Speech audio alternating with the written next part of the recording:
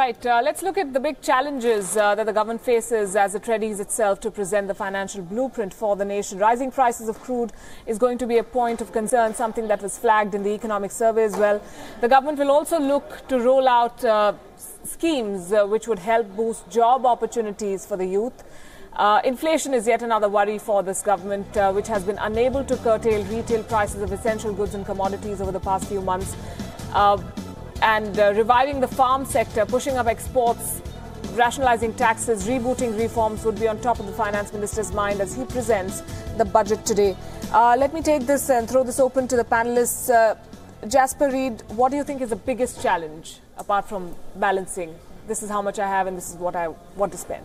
Well, without sounding like a stuck record, I think his biggest challenge is how does he please enough of the electorate to get back in 19. I suppose if I was going to anatomise that a little bit, Vivek made the point before about agriculture.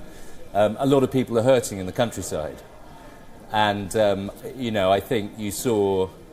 It was very interesting. It's when we were covering the UP election. There was a lot of support for the soak the rich demonetisation policy, right? But in the end, that actually probably hurt. A lot of people out in the country far more than it hurt the rich ultimately. You saw in Gujarat that there was a sort of a countryside backlash. So if I was looking at the maths of this, and I was Aaron Jaitley, I'd probably be focusing on the countryside first and make sure that everyone's calm and settled there. I think largely in the urban environment, people are kind of okay as long as the markets are going, the big messages are ticking up, etc., etc. So that would be my reading of it. Vinod Jain, tax expert, is also joining us. Good morning, Vinod. What do you think is the biggest challenge that the government currently faces? And there's a lot of talk about tax slabs changing. What are you picking up? I think as a tax expert, I think he needs to actually simplify the tax laws. It has become very complex out of demonetization. There are a lot of new stumbling blocks which have really come in after the Taxation Amendment Act number 2. And people are not able to come forward and declare income because of several fears which has actually erupted in the mind of new taxpayers. I think that fear among the taxpayers need to really go away. That is one thing which is very important. Second thing is, of course, rationalizing tax rates. I think looking into the US reducing tax rates to about 20%, I think there's a big pressure on India to go that side. Because we are now among the topmost highest tax-paying country. 33% tax on corporate plus another 20% by dividend distribution tax. So we are among the highest tax-paid country. Singapore 18% tax, Hong Kong 18%, 16% tax, and like that, all other countries' tax rates are much lower. Even China, for that matter, and Brazil also, South Africa also. Whatever you compare, we are among the highest tax-paying community. So reducing the tax rates and still keeping his fiscal deficit in control, I think that should be possible because the growth in tax slabs have been really tax collections have been really very good.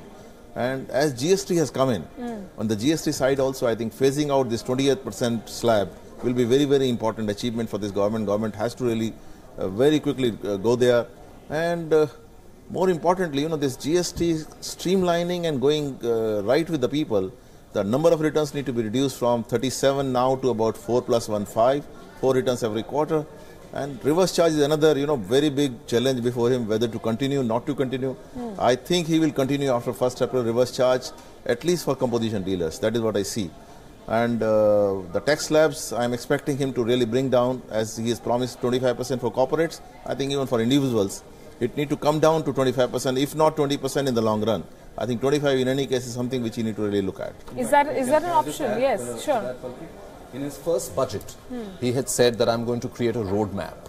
Yeah. And by the time I'm done, I will bring down corporate tax rates to 25% from 30%. While he made the changes last year for companies up to 50 crore. That's right. That's right. But, bulk of the tax comes from the top 1,000 companies, almost 90%. He hasn't done that. He is under pressure to keep his word, which was made back in the first year. On the GST bit, I think a lot has gone out of the budget, right? It's all with the GST Council now. He's probably just going to talk about the success, the implementation, the hurdles they faced and the responsiveness of the government to keep changing. What kind of bearing is the implementation of GST going to have on what Well, so I think the first 4-5 months there have been enormous hiccups because, as Renu said, it is a big reform. It had to come with hiccups, right? Only the last month, or rather, the Jan collection so far, December seem like they are picking up now. There have also been a lot of changes in the slabs, right? There are a lot of changes. I think almost every day there is some new kind of a measure. It's an evolving law. But I think this year you will, and the e-way bill now, which is coming, you are going to see robust collections on that front. And I think he's going to factor in a significant increase. Now, what that will be, we'll only know in the budget. Hope that he's being realistic and not expecting too much out of it, because it's a big reform. It's going to be a game changer. He's going to get more money out of it.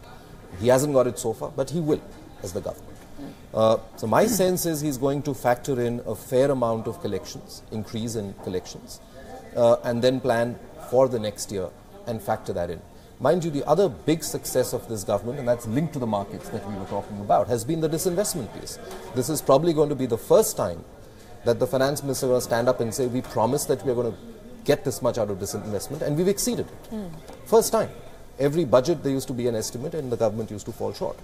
Now that's largely happened because of lakhs of crores of money coming in from the small investors in this country.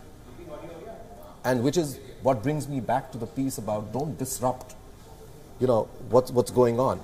Sure. You've done a lot of big bang reforms, as Renu said. Look at the solvency bit, look at the GST, look at demonetization. You can argue whether it was right or wrong. The fact is it was a bold move. If you try and tinker around just for the sake of raising a few more thousand crore, don't just ruin things and the sentiment that's going in your favor right now. Absolutely. Renu, biggest challenges?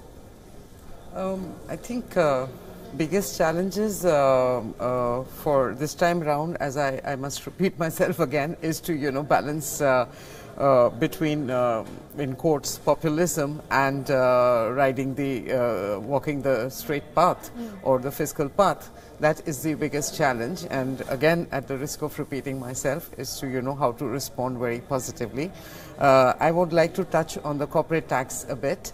There is an expectation, and also there's a lot of pressure now, because with the US having reduced the tax rates so drastically, there is a response which is coming from Europe, particularly Germany and France. France is on its way to gradually reduce the corporate tax rate. Japan is moving in that direction. So certainly there is pressure upon India. Now, the path that was laid out and the promise that was made in 2015 was that, a reduction in corporate tax rates gradually, over the next 4 years to 25%. But it comes hand in hand, or it goes hand in hand with the elimination of all exemptions. Now, if you take in the exemptions and the current taxation structure, the effective tax rate works out to something between 23 to 24%, and it varies across different sizes, company sizes. So I would say it's a politically challenging thing to do. Because on the one hand, you can reduce it to 25%, but there are many firms who are taking advantages of the exemptions, etc., and they would actually be taxed at a somewhat higher rate. We would have a very rationalized and a simpler tax structure, but at the same time, I'm not sure what the responses of businesses is likely to be. On the GST aspect, I don't really see anything. Much of it is now at on the council. So, actually the finance minister has very little latitude or absolutely no latitude on the indirect taxes side. The third challenge, which has not been touched upon by any of us so far, is that of subsidy provision. As an economist, I would very much look at that, because even though petrol and diesel pump prices have been deregulated, the real test is now, because there is already grumbling and a lot of complaints about the passing on of the price increases, and petrol and diesel prices are very high. On one side, there is concern about inflation because there are second round effects, particularly on the transportation sector, which spills over into food prices and just about everything else. And on the other hand is the continuation of the subsidies of the LPG and kerosene. So I would particularly look at what is the provision for the subsidy this year. If it goes up, then of course there is that much more claim upon the government's resources. Sure, I'll come back to the subsidy point in a bit.